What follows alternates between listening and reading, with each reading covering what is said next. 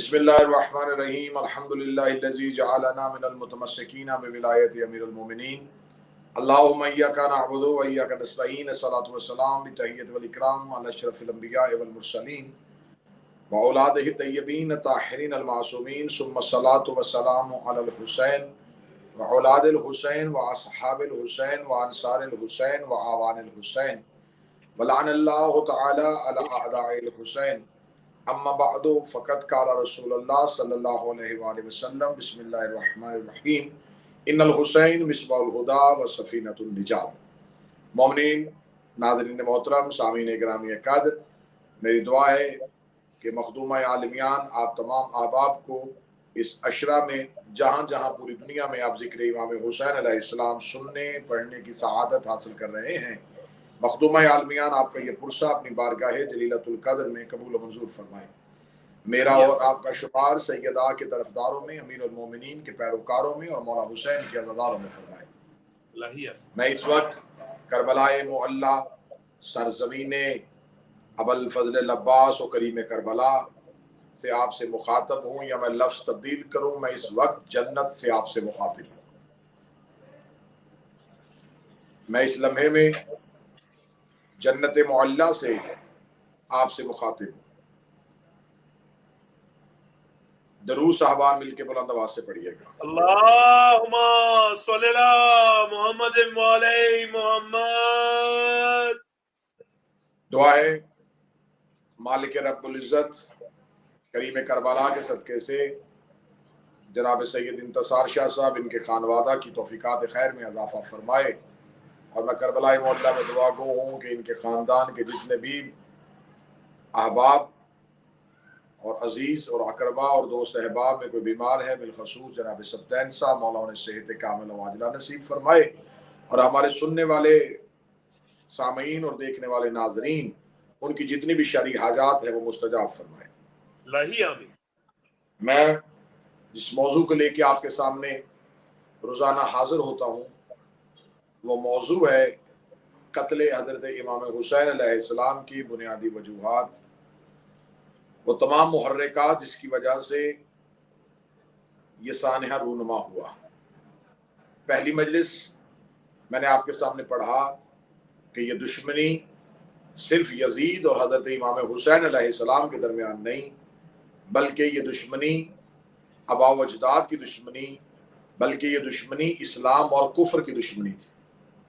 یزید کفر کا نمائندہ تھا اور حسین علیہ السلام اسلام کے وارث تھے۔ یزید چاہتا تھا کہ میں امام حسین سے بیعت لے لوں، اور یہ بیعت امام حسین کو ظاہری طور پہ اتنا کمزور کر دوں کہ حسین علیہ السلام میری بیعت پہ مجبور ہو جائے، اور مجبور ہو کے مجھے حاکم سمجھ کے میرے ہاتھ میں بیعت کر لیں، تاکہ ملوکیت امامت کو ہمیشہ کے لیے خاموش کر دے، تاکہ شر والا نظام دنیا میں نافذ کر دیا جائے، تاکہ دنیا میں ایک ہی طرح کا اسلام ہو جو امیہ دنیا کو دکھانا چاہتے تھے۔ لیکن امام حسین علیہ السلام نے انکار بیعت کیا۔ یہ بیعت کا انکار نہیں تھا، اصل میں یہ کفر کو اس کی شکست کا اعلان تھا۔ اگر میں بار بار کہہ رہا ہوں کہ کچھ احباب یہ کہتے ہیں کہ یہ بیعت تو حاکمیت کی بیعت تھی، یہ بیعت تو محض حکومت کی بیعت تھی، کیونکہ یزید کو لوگوں نے خلیفہ چن لیا تھا اور وہ چاہتا تھا کہ امام حسین بھی میری خلافت کو تسلیم کریں۔ تو میں ان احباب کے لیے کہنا چاہوں گا، اگر معاذ اللہ ثم معاذ اللہ اگر امام حسین یزید کے ہاتھ میں بیعت کرتے تو تاریخ یہ نہ لکھتی کہ حسین نے یزید کی بیعت کر لی، تاریخ لکھتی کہ معاویہ نے علی کی بیعت کر لی تھی، تاریخ لکھتی کہ مصطفیٰ نے ابو جہل کی بیعت کر لی تھی، مورخ لکھتا کہ ابراہیم نے نمرود کی بیعت کر لی تھی، تاریخ لکھتی کہ موسیٰ نے فرعون کی بیعت کر لی تھی، پھر لکھتے کہ آدم نے ابلیس کی بیعت کر لی تھی۔ حسین ابن علی کا ہاتھ حسین کا ہاتھ نہیں تھا، حسین کے ہاتھ کے اوپر حسن کا ہاتھ تھا، حسن کے ہاتھ کے اوپر مولا علی کا ہاتھ تھا، مولا علی کے ہاتھ کے اوپر سرکار رسالت مآب کا ہاتھ تھا، رسالت مآب کے ہاتھ کے اوپر حضرت ابراہیم کا ہاتھ تھا، حضرت ابراہیم کے ہاتھ کے اوپر حضرت موسیٰ کا ہاتھ تھا، حضرت موسیٰ کے ہاتھ کے اوپر حضرت آدم کا ہاتھ تھا، اور جو بیعت مانگ رہا تھا ہاتھ اس کا بھی اکیلا نہیں تھا، اس کے ہاتھ کے اوپر اس کے باپ کا ہاتھ تھا، اس کے ہاتھ کے اوپر اس کے دادا ابو سفیان کا ہاتھ تھا، اس کے ہاتھ کے اوپر نمرود و فرعون کا ہاتھ تھا، اس کے ہاتھ کے اوپر ابلیس کا ہاتھ تھا۔ حسین ابن علی نے صرف اپنی بیعت کا انکار نہیں کیا، حسین نے بتایا کہ حسن نے بھی معاویہ کی بیعت نہیں کی تھی، علی نے بھی معاویہ کی بیعت نہیں کی تھی، رسول نے بھی ابو جہل اور ابو سفیان کی بیعت نہیں کی تھی، ابراہیم نے بھی نمرود کی بیعت نہیں کی تھی، موسیٰ نے بھی فرعون کی بیعت نہیں کی تھی، آدم نے بھی ابلیس کے اقتدار کے سامنے سر نہیں جھکایا تھا۔ جب حسین ابن علی نے ساری نبوتوں کو محفوظ کر دیا تو اب حق بنتا ہے کہ زیارت حسین پڑھتے ہوئے جملہ کہا جائے، السلام علیکہ یا وارث آدم صفت اللہ، السلام علیکہ یا وارث نوح نجی اللہ،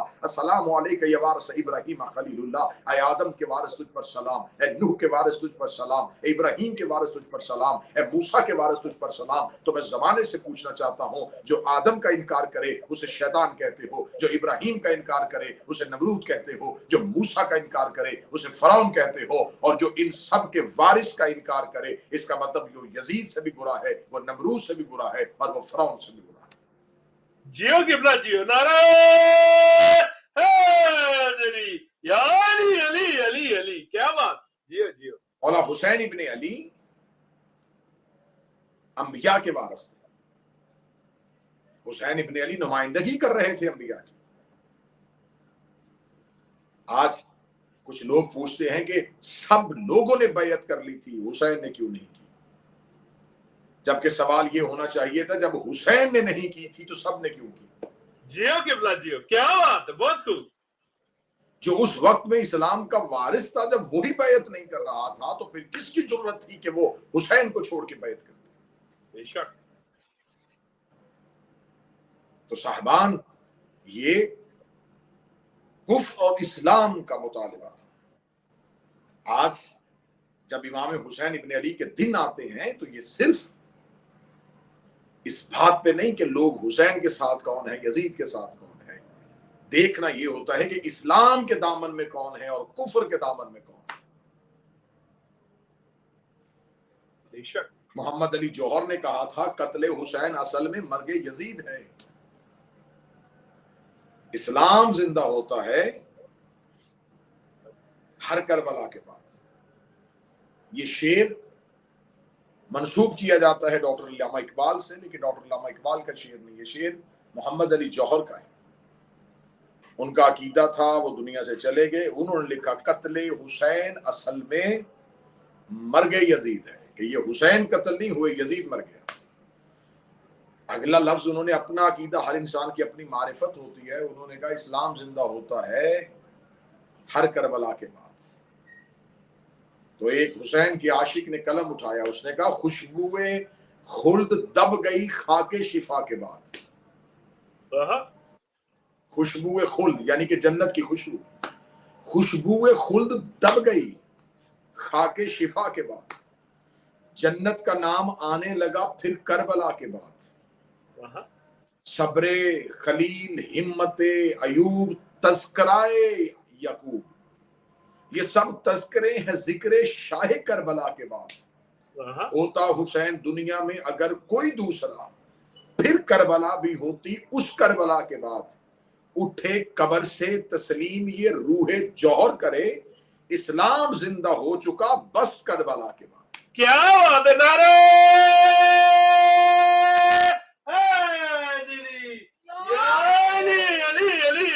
اسلام زندہ ہو چکا بس کربلا۔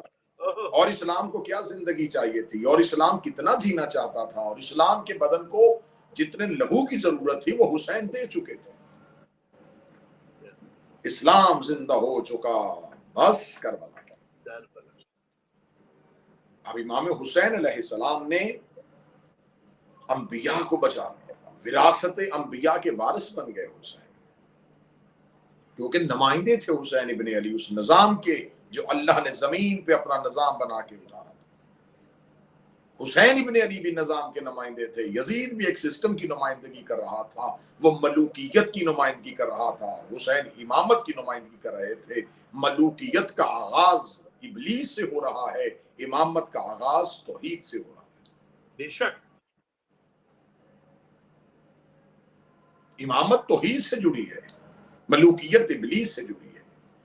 ملوکیت کی فطرت ہے کہ بس اپنی منمانی کی جائے، بس اپنی مرضی مسلط کی جائے، محض اپنا اقتدار دیکھا جائے، وہاں پر حق نہیں دیکھتے اور باطل نہیں دیکھتے، وہاں حلال اور حرام نہیں دیکھتے، وہاں رشتہ داری اور تمیز نہیں دیکھتے، وہاں کچھ نہیں دیکھا جاتا، وہاں صرف اقتدار دیکھا جاتا ہے، وہاں صرف حکمرانی دیکھی جاتی ہے۔ لیکن امامت کے ہاں یہ خاصا نہیں تھا۔ یہی وجہ ہے کہ ملوکیت کے بانی ابلیس نے کہا تھا کہ میں آدم کو سجدہ نہیں کروں گا۔ اللہ کی حجت کا انکار کرنا یہ ملوکیت کا آغاز تھا۔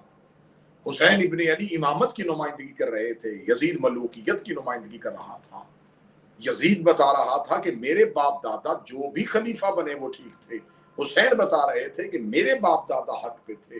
آج مسلمانوں کی اکثریت یہ کہتی ہے کہ یزید غلط تھا لیکن یزید کا باپ ٹھیک تھا، یزید غلط تھا لیکن یزید کا دادا ٹھیک تھا۔ تو میں دنیا سے سوال پوچھنا چاہتا ہوں کہ اگر آپ نے یزید کو غلط کہنا ہے تو پھر اس سسٹم کی مخالفت کیجئے جس کے تحت یزید خلیفہ بنا تھا۔ اگر یزید خلیفہ بنا ہے تو وہ من مرضی سے خلیفہ نہیں بن گیا۔ یہ ایسا کیسے ہو سکتا ہے کہ ایک بد کردار شرابی ممبر پہ بیٹھے اور لوگ اس کی بیعت کر لیں؟ اس کا مطلب ہے کہ اس سے پہلے لوگوں نے ان افراد کی بیعت کر لی تھی جن کی بیعت کی اسلام اجازت نہیں دیتا۔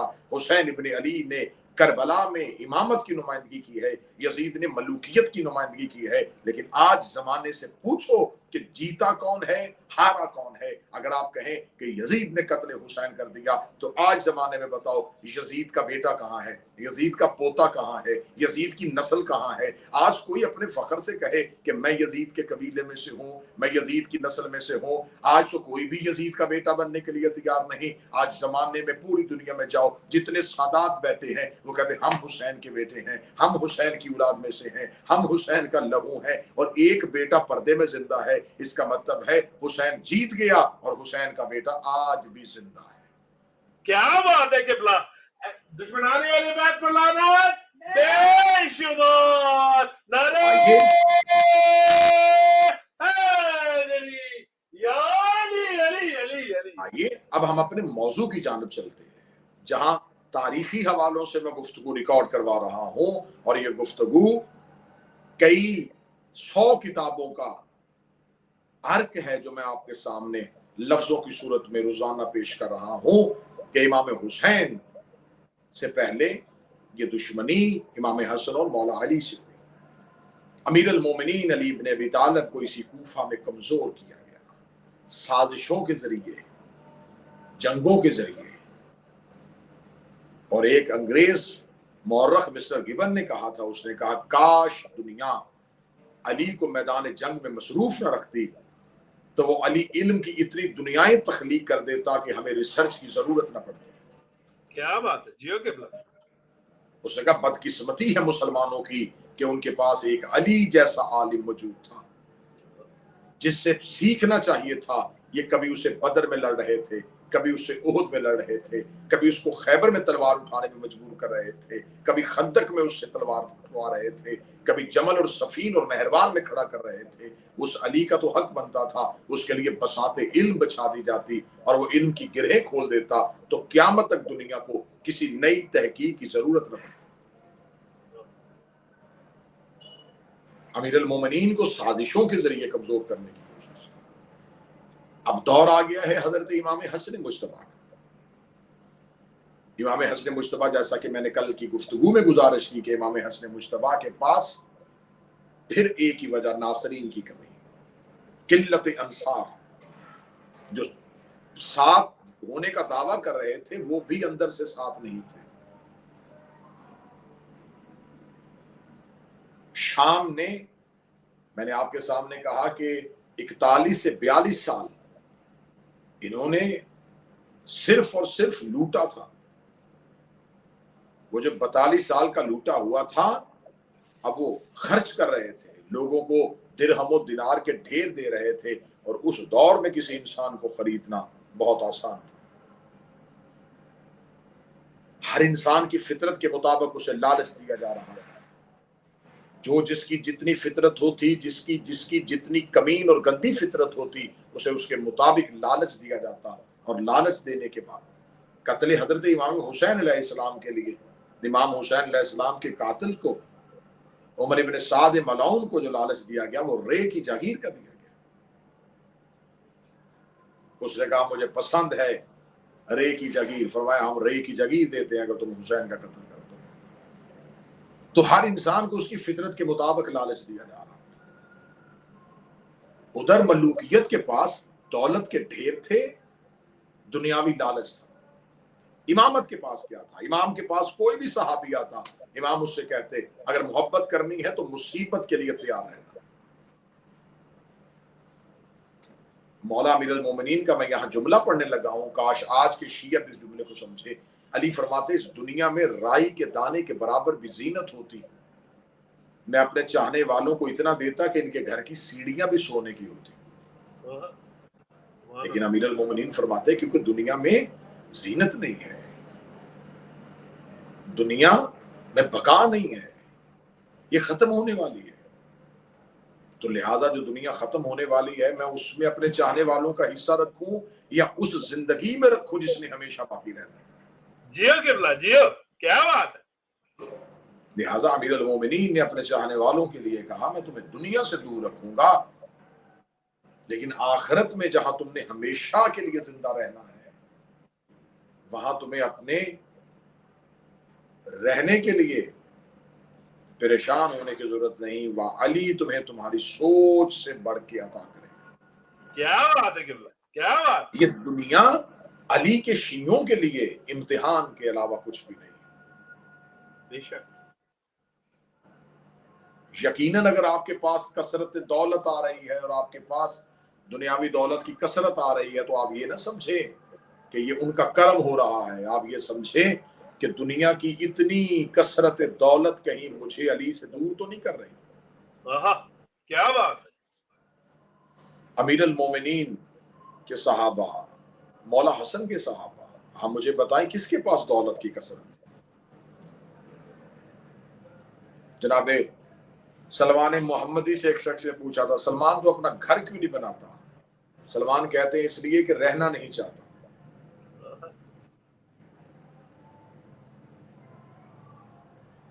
लिहाजा हजरत इमाम हसन मुश्तबा के पास भी जो लोग थे उन्हें यह कहा जा रहा था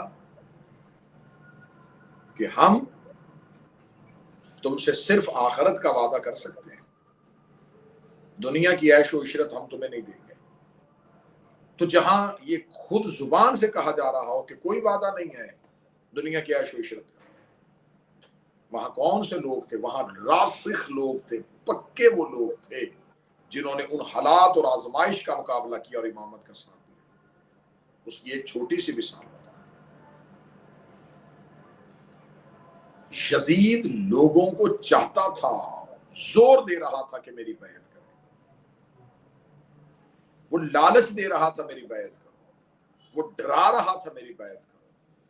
और शब उशूर हुसैन इब्न अली कह रहे थे अपने नौकरों से, अपने सहाबा से कि मैं तुम्हारी गर्दनों से अपनी बैत को उठाता हूं, चले जाओ। वो बैत मांग रहा था, ये बैत उठा रहे थे, वहां आ कोई नहीं रहा था, यहां से जा कोई नहीं रहा था। आहा, बेशक।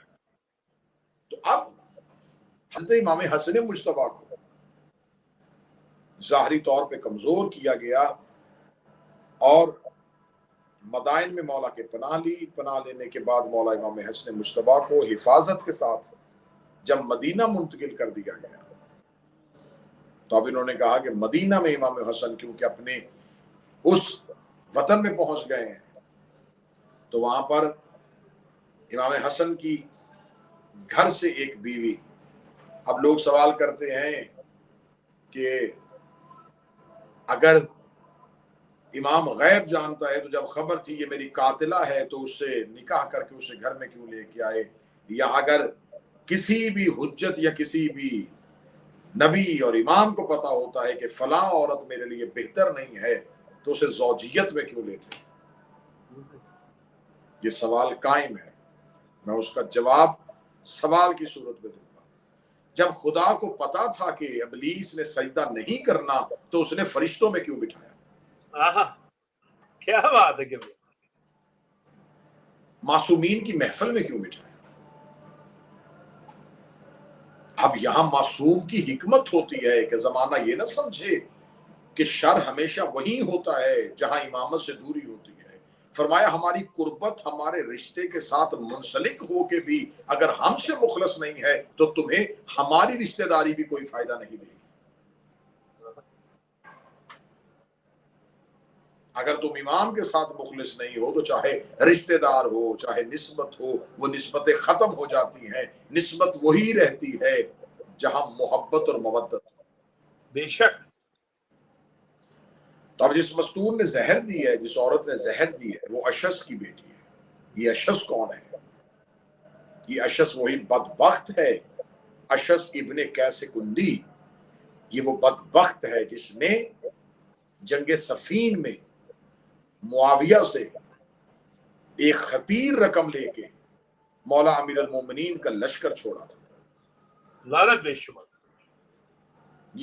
یہ کوفہ سے مولا امیر المومنین کے لشکر میں آیا تھا اور اس کے پاس ایک کثیر تعداد اس کے قبیلے کے لوگوں کی تھی, لیکن عین لڑائی کی آخری رات میں عمر بن عاص آ کے اسے 10 لاکھ دینار کا سودا کرتا ہے, 5 لاکھ دینار موقع میں دیتا ہے اور کہتا ہے جب ہم قرآن نیزوں پہ اٹھائیں گے تو یہ کہہ کے علی کے لشکر سے الگ ہو جانا کہ ہم علی کے کہنے پہ معاویہ سے تو جنگ کر سکتے ہیں لیکن علی کے کہنے پہ قرآن سے جنگ نہیں کر سکتے. لعنت بے شمار. تو یہ وہی اشس تھا جس نے مولا علی کے ساتھ بے وفائی کی تھی. اسی کے 2 بیٹوں میں سے دونوں ہی اس کے بیٹے کربلا میں قاتلان امام حسین میں سے. لعنت بے شمار. اس کا بڑا بیٹا ملعون کا خدا اس پہ لعنت کرے جس نے امام حسین کے پہلو پہ بیضا مارا تھا. اب یہ اس کی بیٹی ہے. اس کو یہ کہہ کے آمادہ کیا گیا کہ اگر تو امام حسن مجتبیٰ کو زہر دے تو تجھے یزید کی زوجیت میں دے کے مسلمانوں کی خلیفہ کی بیوی بنا دیا جائے گا. تو لہٰذا اس ملعونہ نے, اس بدبخت نے دنیا کے لالچ میں دین کو قتل کر دیا. امام حسن مجتبیٰ جب شہید ہوئے, کیونکہ یہ باتیں ریکارڈ کا حصہ بن رہی ہیں اور مجھے خبر ہے کہ ان باتوں کو بہت سے وہ احباب بھی سنیں گے جن کا مسلک جعفریہ سے تعلق نہیں. میں ان سے پوچھنا چاہتا ہوں. لوگ کہتے ہیں دیکھیں جی آپ شیعہ اعتراض کرتے لیکن آپ یہ بھی تو مانیں کہ امام حسن کو زہر تو ان کی اپنی بیوی نے دی تھی. زہر بیوی نے دی تھی. آپ مجھے بتائیں زہر دینے کے بعد ان کے جنازے پہ تیر کس نے برسائے تھے؟ لعنت بے شمار. آپ ہمیں یہ بتائیں, اگر میرا کوئی اہل سنت, کوئی اہل حدیث, کوئی غیر مسلک, غیر شیعہ ان گفتگو کو سنے اور ان سینکڑوں سننے والوں میں سے کوئی 2 ہدایت پا جائیں اور وہ علی ولی اللہ پڑھ لیں اور مولا کی دہلیز پہ آ جائیں تو اس چینل ولایت علی 313 اس کے روح رواں سید انتصار شاہ صاحب اور میری مولا امیر المومنین کے سامنے سرخرو ہونے کے لیے یہی کافی ہے کہ ہماری اذان سے کچھ لوگ نماز عشق میں آ گئے تھے. تو میں سوال کرتا ہوں کہ مدینہ میں کوئی یہودی رہتے تھے؟ کیا مدینہ میں کوئی عیسائی رہتے تھے؟ اگر کوئی یہودی اور عیسائی نہیں رہتے تھے تو پھر اسی مدینے میں رسول کے بیٹے کے جنازے پہ تیر برسانے والے مسلمان کون تھے؟ اس کا مطلب ہے کہ وہ مسلمان تھے, وہ کلمہ پڑھتے تھے, انہوں نے تیر برسائے اور امام حسن مجتبیٰ کے جنازے کو پہلو رسول میں دفن نہیں ہونے دیا. لعنت بے شمار. اور انہیں تدفین کرنی پڑی جنت البقیع میں. امام حسن مجتبیٰ کی شہادت کے بعد اب امام حسین کے پاس کون سے صحابہ تھے؟ کچھ مولا علی کے مخلص شہید ہو چکے تھے, کچھ وطن چھوڑ چکے تھے. امام حسن علیہ السلام کے مخلص صحابہ. اب مولا امام حسین شہنشاہ کے لیے سب سے مشکل مرحلہ یہ تھا کہ لوگوں کو صرف مدینے سے نہیں چننا تھا, پوری دنیا سے اکٹھے کرنا تھا. تو اب حضرت امام حسین مجتبیٰ نے ایک لمبا عرصہ تیاری کی انقلاب کے لیے, لوگوں کے ذہن بنائے, افراد کے ذہن بنائے کہ اب ہم نے یزیدیت سے ٹکرانا ہے. اب جب مطالبہ بیعت ہوا, بات بڑی سنجیدہ مرحلے میں داخل ہو رہی ہے. جب مطالبہ بیعت ہوا تو مولا حسین نے انکار کیا کہ میں بیعت نہیں کروں گا. اب میرا سوال ہے پھر इस सवाल को अगर इसी मजलिस के वरना इस मजलिस के किसी क्लिप में उसकी थंबनेल दे के भी इस सवाल को रखा जाए तो ये सवाल बहुत अहम है कि इनकार बैत का इनकार करने वाले जिन्होंने यजीद की बैत नहीं की, वो लोग तो 72 थे जिन्होंने इमाम हुसैन का साथ दिया, लेकिन वो लाखों मुसलमान कौन थे जिन्होंने यजीद के हाथ में बैत की थी? लानत पेश। आखिर वो मुसलमान थे। अगर वो मुसलमान थे तो आप हमें बताएं कि अगर वो मुसलमान थे और कलमा भी नबी का पढ़ते थे, नमाज भी पढ़ते थे, रोजा भी रखते थे, तो उन्होंने यजीद के हाथ में अगर बैत की, तो अब कोई किसी मसलक का आलिम दीन मुझे कुरान की हाशिए पे या यूट्यूब पे आके ही किसी क्लिप और वीडियो की सूरत में जवाब दे कि जिन लोगों ने यजीद के हाथ में बैत की उनके इस्लाम की हालत क्या थी? क्या वो मुसलमान रहे? न, अब ये है सवाल का जवाब दे। बड़ा आसान है इमाम हुसैन के कत्ल का सोग मनाना, लेकिन जवाब दिया जाए जिन लोगों ने यजीद के हाथ में बैत की उन लाखों लोगों के ईमान की हालत क्या है? वो मुसलमान हैं या काफिर हैं? तो जाहरी तौर पे वो कहेंगे कि कुरान की नस के मुताबिक जो फासिक के हाथ में बैत कर ले तो उसकी पुरानी बैत खत्म हो जाती है, चाहे वो उसने किसी नबी या इमाम के हाथ में की। बेशक। तो अब इसका मतलब है कि उनकी पुरानी बैत खत्म हो गई और उन्होंने नई बैत कर ली। बैत कर ली उन्होंने यजीद के हाथ पे। बैत करना यानी कि उसके इक़्तिदार को मान लेना, उसकी ताकत को मान लेना, उसके इख्तियारात को मान लेना। अब उसके हलाल को हलाल कहना है, हराम को हराम कहना। अब जब उन लोगों ने यजीद के हाथ में बैत की तो यजीद तो फासिक था, वो तो हलाल मोहम्मद को हराम और हराम मोहम्मद को हलाल कहता था। इसका मतलब है कि वो लोग, वो उम्मत अब मुसलमान नहीं, काफिर हो गए। बेशक। अब अगर वो काफिर हो गई है तो अब उन्हें आना है मौला इमाम हुसैन के पास माफी मांगने के लिए। इमाम हुसैन ने उन्हें माफी की मोहलत ही नहीं दी और इमाम हुसैन करबला जाके सो गए। अगले इमाम बन गए सैयदुल साजिदीन। अब उन्हें आना था सैयदुल साजिदीन के पास और मौला सज्जाद शाम चले गए और जिंदान में आ गए। अब 1 साल मौला सैयदुल साजिदीन जिंदान में रहे हैं और फिर मौला सैयदुल साजिदीन वापस मदीना आए हैं। तो ये सारा दुरानिया जो बनता है इमाम हुसैन के सफर से लेके मौला सज्जाद की वापसी तक, ये तकरीबन लगभग 2 साल बनता है।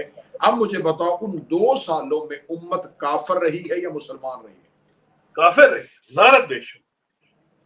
जब उम्मत काफिर रही है तो इसका मतलब है कि हुसैन अलैहिस्सलाम को मुसलमानों ने कत्ल नहीं किया, काफिरों ने कत्ल किया। बेशक बेशक। वो लोग तो काफिर हो गए इसलिए कि उन्होंने इमामे वक्त के हाथ में बैत नहीं। अब हजरत इमाम हुसैन मुश्तबा, इमाम हसन मुश्तबा के बाद इमाम हुसैन जब यजीदियत को ललकार के चल रहे हैं करबला की तरफ और मक्का में आके रुकते हैं और मक्का में आके रुक के इमाम हुसैन अलैहिस्सलाम ने एक ऐसा काम सर अंजाम दिया जो आज भी तारीख के सर को चकराए हुए हैं। अव्वल वक्त में इबादत करने वाले इमाम ने ऐन वक्त में हज को उम्रे में बदला। अब हज को जब उम्रे में बदला तो लोगों ने कहा कि शायद हुसैन इब्ने अली अपनी जिंदगी की वजह से, अपनी जिंदगी और मौत के डर की वजह से चले गए। नहीं, हिकमत इमाम समझिए। हुसैन ने ऐन वक्त में हज के एहराम को बदला, बदल के लोगों से कहा कि इधर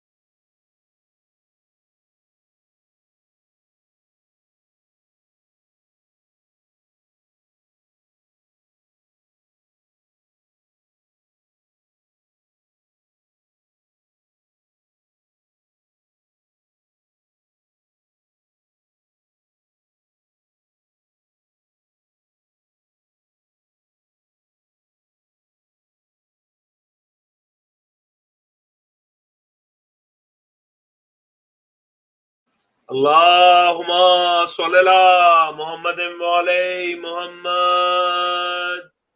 फिर भी बुलंद आवाज से सलवात पढ़िएगा। Allahumma salli ala Muhammadin wa alayhi Muhammad. तो हज़रत इमाम हुसैन अलैहिस्सलाम ने जमाने को बताया कि इधर हज था, इधर हुसैन इब्ने अली थे, क्योंकि इमाम क़यामत तक के हालात समझता। इमाम जानते थे कि इसी उम्मत ने कल को हुसैन का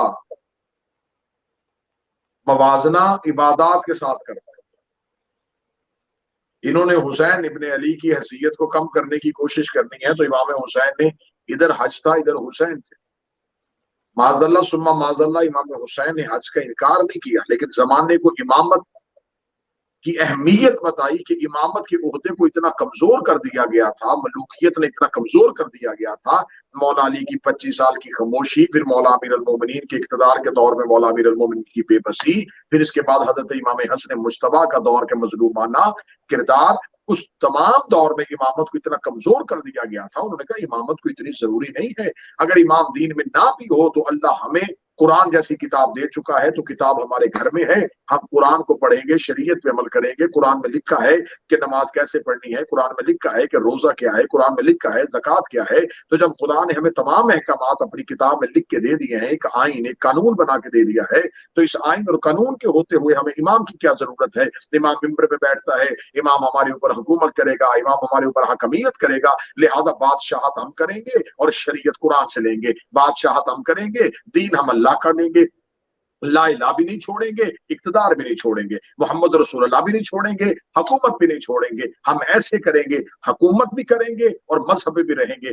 ये थी वो सियासत और मलूकियत जिसने दीन और दुनिया को एक जगह पे इकट्ठा कर दिया कि जो दुनिया का बादशाह होता है वही दीन का बादशाह होता है। यही वजह है कि आज तक मुसलमान भटक रहे हैं। आतिउल्लाह व आतिउर रसूल व उलिल अम्र मिनकुम की आज तक मुसलमानों से तफसीर नहीं हो सकी। वो कहते हैं अताअत अल्लाह की, उसके रसूल की। जब हम कहते हैं कि आयत तो कह रही है उलिल अम्र की अताअत भी है, अब बताओ उलिल अम्र कौन है? वो कहते हैं वक्त का बादशाह। अब बताओ किस वक्त के बादशाह की कर रहे हो तुम? हर पूरी दुनिया में मुसलमान मुख्तलिफ जगहों पे रहते हैं, तो इसका मतलब है कि क्या तुर्की के मुसलमान तुर्की के बादशाह की अताअत करेंगे? क्या पाकिस्तान के मुसलमान पाकिस्तान के बादशाह की अताअत करेंगे? तो आप हमें बताएं कि आपने किसको औलिल अम्र बनाया है? कहते हैं इस वक्त औलिल अम्र कोई भी नहीं है, जो जिसका बादशाह है वो उसकी अताअत करे है।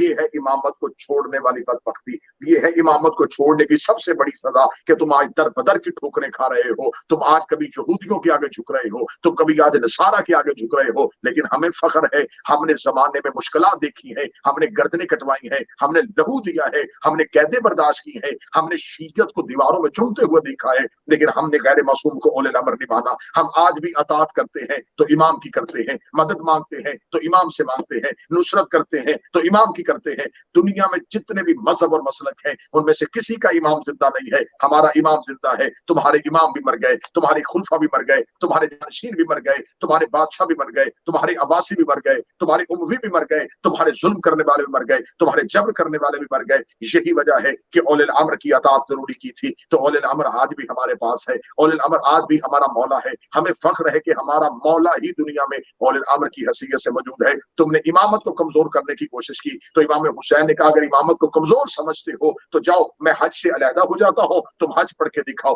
इन्होंने हज पढ़ा, लेकिन आज मोहर्रम शर्मा के कहता है इनका हज नहीं हुआ था, क्योंकि इन्होंने इमाम हुसैन की अताअत में हज नहीं पढ़ा था। तो अब मुझे बोल के बताओ, अगर हज से बेटा निकल जाए तो अल्लाह हज कबूल नहीं करता, तो अगर नमाज से बाप निकल जाए तो अल्लाह नमाज को कैसे कबूल करे? क्या बात है जियो किबला, दुश्मनाने वाली बात पर लानत बेशुमार, नारे हैदरी या अली अली अली अली। जी किबला जी, क्या बात है। इमाम हुसैन इब्राहिम ने कहा कि ठीक है, तुमने हमें हुकूमत नहीं दी, तुमने हमें इख्तिदार नहीं दिया, तुम हमारे इख्तिदार को नहीं मानते, तो फिर इतने तो हो जाओ ना मजबूत कि जाओ। यही वजह है कि मेरी आलिया ने, मेरी शहजादी ने दरबारे यजीद में खड़े होकर जब यजीद ने कहा था हुकूमत हमारे पास है, और उधर से अजान की आवाज आई, बीबी ने कहा अगर हुकूमत तुम्हारे पास है तो अजान में से मेरे नाने का नाम निकाल के अपने दादे का नाम ले। आया है जियो जियो किबला। तो यजीद ने कहा कि अली की बेटी, रसूल की बेटी, मैं अजान से तेरे बाप का नाम नहीं निकाल सकता। اب میں لفظ کہوں, اگر برداشت کا دامن میں وسعت ہو تو لفظ کہوں. بی بی نے دربار ملعون میں کھڑے ہو کے یزید جیسے بد کردار ملعون کی زبان سے نکالوایا کہ میں اذان سے تیرے باپ نانا کا نام نہیں نکال سکتا. تو جو یزید ہو کے اذان سے علی کی بیٹی کے نانا کا نام نہیں نکال سکا, تو آج کوئی یزید ہو کے نماز میں سے علی کا نام کیسے نکال سکتا؟ نعرہ ولایت علی ولی اللہ, نعرہ حیدری یا علی علی علی علی علی.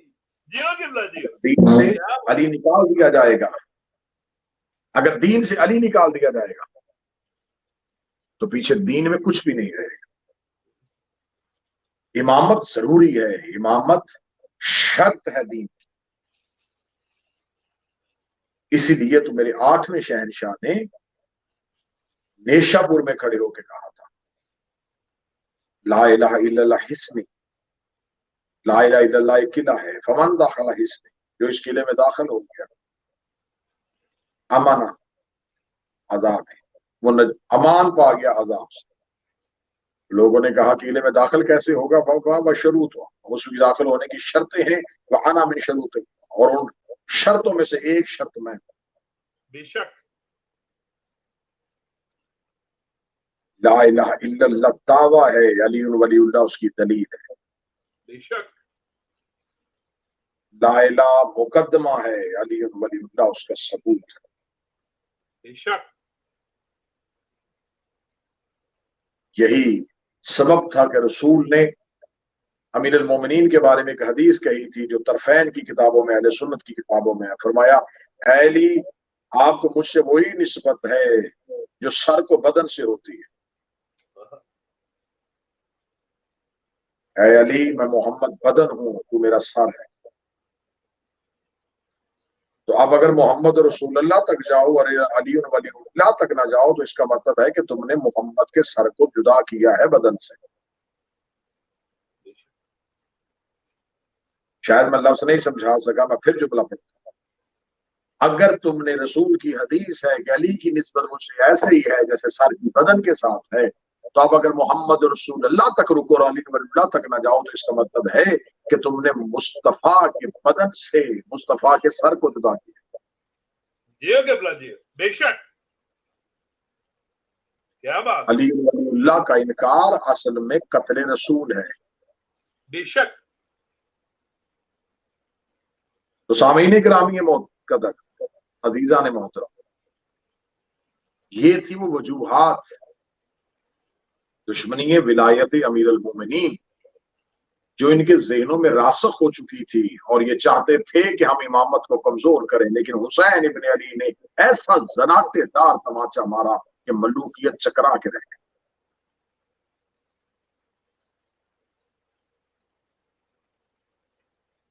یہ دیکھیے, میں کربلا معلی میں بیٹھا ہوں, آج تک دنیا کی عقل اس بات پہ پریشان ہے کہ 9 لاکھ کو 72 نے 6 گھنٹے تک روکے رکھا. اگر 72 قتل کروانے تھے تو اس کے لیے 1000 لے آتے. 72 کے لیے 9 لاکھ کو بلایا گیا, لیکن صبح عاشور سے لے کے عصر عاشور تک 9 لاکھ ڈرتے رہے اور 72 مسکراتے رہے. کربلا کی تاریخ میں ایک نصرانی کا نام ملتا ہے جس کا نام وہاب کلبی ہے.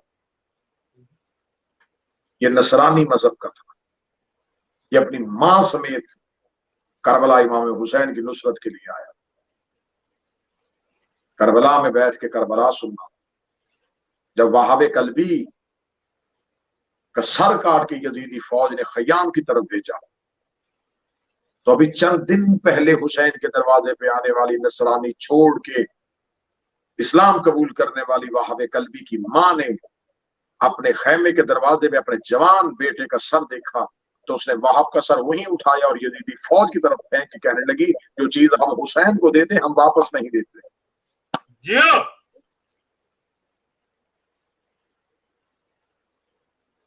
लोग हैरान हो गए कि ये इश्क, ये मोहब्बत, ये हुसैन के साथ कैसे आ गई लोगों के से। साहिबान, हुसैन कल भी जिंदा थे, हुसैन आज भी जिंदा। आओ आज मैं करबला मोहल्ला में हुई, बिल्कुल चंद कदम के फासले पे बैठा हूं मैं सरकार हजरत अबुल फजल अब्बास के हम से। अभी भी मगरबैन की अजान हरम से गूंज रही है। इस वक्त भी हरम से आवाज आ रही है, अशहदु अन्ना अली वलीउल्लाह। 1400 साल पहले इसी रेगिस्तान में अली वलीउल्लाह मिटाने वालों, आओ अली वलीउल्लाह की अवदान तुम भी हो रही। लाखों करबला में आ चुके हैं, लाखों करबला में आने वाले। तुमने 72 खत्म करना चाहे, आज हर गली से आवाज आ रही है, लब्बैक या हुसैन, लब्बैक या हुसैन, लब्बैक। लब्बैक या हुसैन, लब्बैक या हुसैन। मैं इस पाक सरजमीन में हूं कि जिसकी मट्टी खा के शिफा है। मैं इस पाक सरजमीन में सरकार अबुल फजल अब्बास की दहलीज में बैठ के दुआ कर रहा हूं कि जो इस वक्त सुन रहे हैं और जो इस मजलिस को करवा रहे हैं सैयद इंतसार शाह साहब, उनके दोस्त अहबाब, उनके खानवादा, उनके बच्चे, उनकी अहलिया,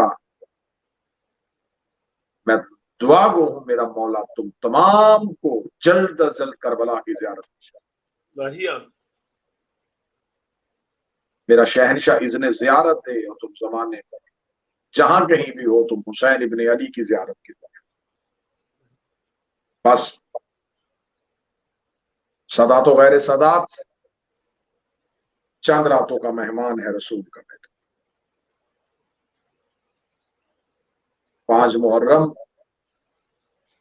तरीकाकार है हमारे मिंबर का।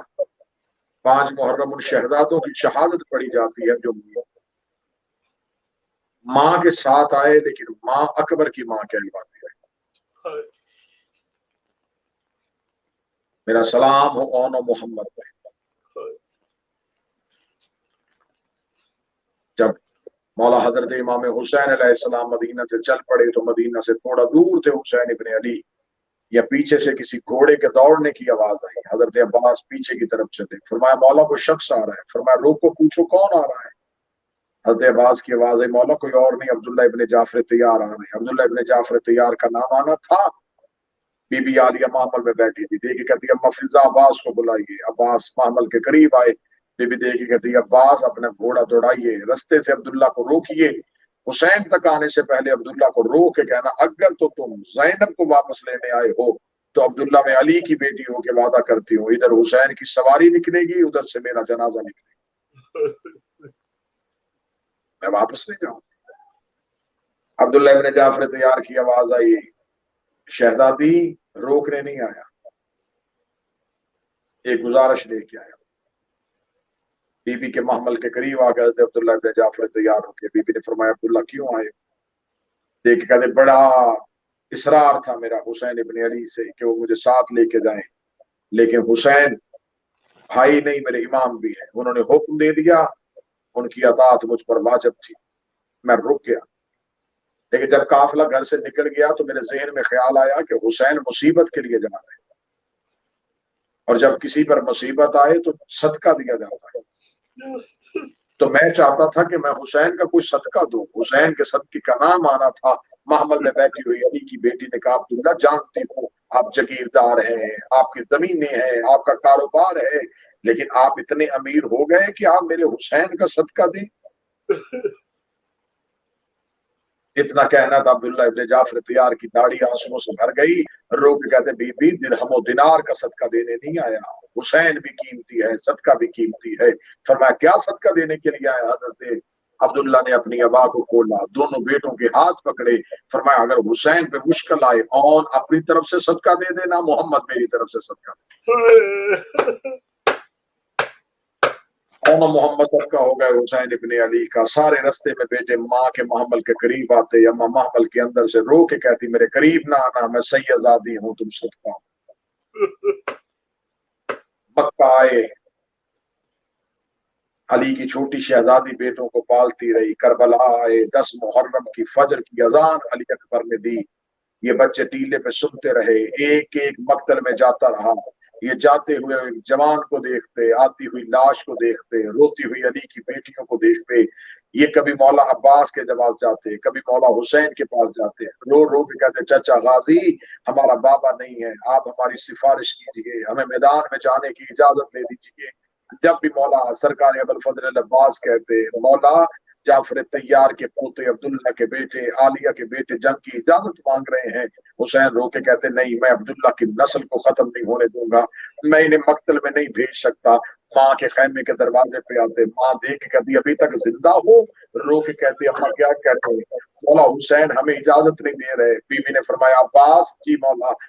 आकाजादी फरमाया अब्बास के खैमे के दरवाजे पे आ। अब्बास खैमे के दरवाजे पे आए, बीबी की आवाज आई मौला मोहम्मद को साथ लेके था, और अली की बेटी देख के कहती अब मैंने जिंदा नहीं देखना चाहती।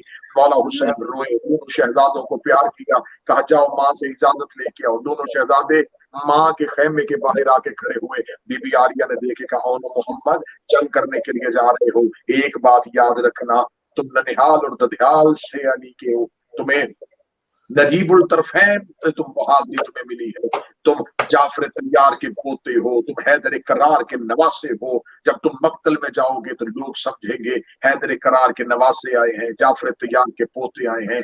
जंग ऐसी करना, न हैदर करार को शर्मिंदा करवाना, न जाफर तैयार को शर्मिंदा करवाना, तुम्हारी जंग ऐसी होनी चाहिए। जब बड़ा शहजादा औन आगे बढ़ा, बढ़ के कहने लगे अम्मा कोई और हुक्म। बीबी देखे कहती औन याद है जब बाबा छोड़ने के लिए आया था और उन्होंने कहा था कि तू है हुसैन का सदका, तो लिहाजा औन मैं तुझे हुक्म देती हूँ, करबला अकबर की जहीर है, तू अकबर का सदका है, लिहाजा तू करबला में न गिरना। और रो के कहता अम्मा मैं वादा करता हूँ मैं इतना दूर गिरूंगा कि हुसैन को उठाने के लिए आप भी न भेजिएगा। जनाबे औन मोहम्मद ने दोनों तरफ से हमला किया। शहजादे ऐसे थे, सरकार अब्बास ने शहजादों को घोड़े की जीन पे बिठाया था, और किताबें लिखती है कि औन मोहम्मद ने इतना जबरदस्त हमला किया कि दोनों प्यासे भी थे, 3 दिन के भूखे भी थे। औन की आवाज आई और दोनों वो शहजादे थे कि इनके पांव जमीन तक नहीं जा रहे थे, इनके पांव जीन से रकाबों तक नहीं पहुंच रहे थे, पांव रकाबों से ऊपर थे। सही अब्बास एक टीले पे खड़े हुए औन मोहम्मद की जंग देख रहे थे। सरकार बाबू हवाज अबुल फजल बताते थे औन दाएं हो, फौज दाएं आ रही है, मोहम्मद रकाब पे पांव दे, फौज बाएं आ रही है। कभी औन दाएं से हमला करता, कभी मोहम्मद बाएं से हमला करता। फौजों ने इतनी भगदड़ मची कि फौजें जाके शाम की दीवारों के साथ, कूफे की दीवारों के साथ लगनी शुरू हुई। औन दे के कह रहा था तुमने हमें क्या समझा था, तुमने क्या समझा है, तुमने मेरी माँ का खैमा दरिया से हटाया, मैं खामोश रहा, तुमने हमारे जवान मारे, हम खामोश रहे। इस हालत में जंग करते करते ये उमर इब्ने सालिम मलाउन के खैमे के अंदर चले गए, और जनाब औन ने उमर इब्ने साद के खैमे में नेज़े को गाड़ा, और नेज़े को उमर इब्ने साद के खैमे की पुष्ट पे मार के कहा निकल बाहर, तू कहता है कि तू मेरे मौला हुसैन से जंग करेगा, तू कहता है कि तू मौला हुसैन से बैत लेगा। इतना कहना था, यह चारों तरफ से शहजादों को घेर लिया गया। जब चारों तरफ से शहजादों को घेरा, अब्बास मौला करबला के टीले पे खड़े थे। जब अब्बास मौला ने देखा औन नजर नहीं आ रहा, मोहम्मद नजर नहीं आ रहा, जनाब अब्बास अल्लाह अकबर कह के घोड़े की पीठ पे आए। अब्बास ने तलवार को नियाम से निकाला। हुसैन मौला की आवाज आई अब्बास कहाँ जा रहे हैं? फरमाया मौला मेरे चांद घिर गए हैं, मौला मुझे और मोहम्मद नजर नहीं आ रहे। अभी अब्बास का घोड़ा आलिया के खैमे के सामने से गुजरा था, या आलिया की आवाज आई अब्बास रुक जा, अब्बास तूने और मोहम्मद के लिए जनाजों पे नहीं जाना, तूने और मोहम्मद के तहफ्फुज के लिए नहीं जाना, मुझे माँ के सामने शर्मिंदा न करवाना, मुझे बतूल के सामने शर्मिंदा न करवाना। इतनी देर में आवाज नहीं, मौला मैं घोड़े से गिर गया, मौला मैं घोड़े से गिर गया। हुसैन इब्ने अली ने कमर पे हाथ रखे, हुसैन मक्तल की तरफ जाने लगे। आलिया की आवाज आई हुसैन मेरे बेटों की लाशें ना उठाना। फरमाया ज़ैनब क्यों ना लेके आऊं, हर लाश है मैं लेके आता हूँ। रो के कहती है जितनी देर लाश उठानी है उतनी देर मेरे सामने बैठिए, मैं आपका चेहरा देखूं, कहां मेरा बेटे गिरे हैं नहीं गिरे, रहने दीजिए। गिर गए। ये मेरा सलाम हो शहजादी आलिया आपके बेटों पे। एक बेटा मक्तल में गिर गया, एक बेटा करबला को मैं करबला में बैठा हूँ, करबला के ज़ायरीन से पूछ लेना, आज भी जनाब औन करबला में नहीं है। करबला से अकेला सोया हुआ है आलिया का बेटा। आज भी जब लोग करबला में जियारत के लिए जाते हैं तो करबला से बाहर जाना पड़ता है जनाब औन की जियारत के लिए। छोटा शहजादा मक्तल में है, छोटा शहजादा मक्तल में हुसैन के पहलू में है, बड़ा शहजादा आज भी करबला के बाहर है। यही तो वजह थी कि 10 मुहर्रम शाम गरीबा, अब मैं जुमला पढ़ूंगा, ये जुमला सख्त है। शाम गरीबा जब हर माँ अपने अपने बेटे की लाश पे गई है, तो शिमर मलाउन ने आके सैयदुल साजिदीन से पूछा कि ए हुसैन का बेटा, क्या इन दोनों बच्चों की माँ नहीं है? मौला सज्जाद की आवाज है, किन की?